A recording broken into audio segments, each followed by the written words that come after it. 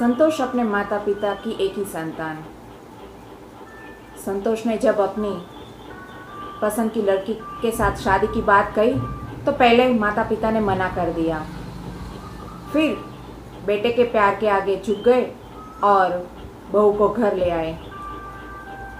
पर जैसे जैसे दिन गुजरते गए सास ससुर और बहू में दूरी और बढ़ती गई।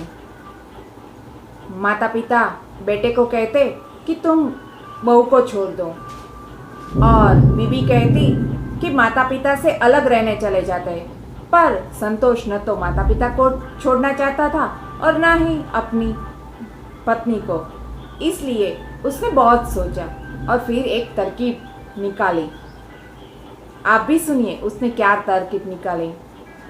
संतोष ने एक दिन अपने माता पिता और पत्नी को साथ बिठाया और कहा कि देखो, हमें जो समस्या है उसका समाधान मुझे मिल गया है।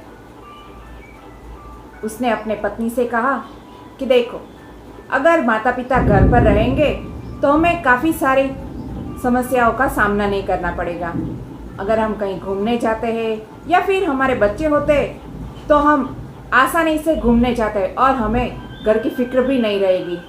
और काम में मम्मी पापा तुम्हारी मदद भी करते हैं, सब्जी वगैरह लाना। और अगर किसी और के भरोसे हम घर को छोड़कर जाते हैं तो हमें डर लगा रहता है, चोरी हो जाएगी या फिर नुकसान हो जाएगा, तो वो हम उनसे बच सकते हैं। और अपनी पत्नी से कहा कि देखो, अगर माता पिता हमें इतनी सहायता करते हैं तो माता पिता थोड़ी तो हमसे उम्मीद रखेंगे ही।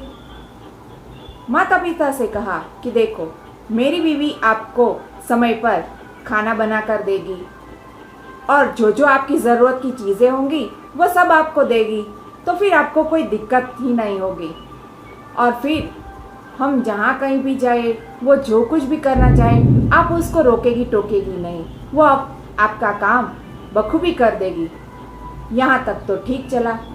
पर फिर संतोष की बीवी ने कहा कि अगर कभी पार्टी हुई और देर रात तक चली तो हमें तो अंग्रेज़ी फड़फड़ बोलते हैं और मम्मी पापा को नहीं आता। तो संतोष ने कहा, हम मम्मी पापा को अंग्रेज़ी सिखा देंगे, थोड़ी इस समय की रीत रिवाज सिखा देंगे, कैसे रहना है, कैसे बोलना है, तो फिर हमें दिक्कत नहीं होगी।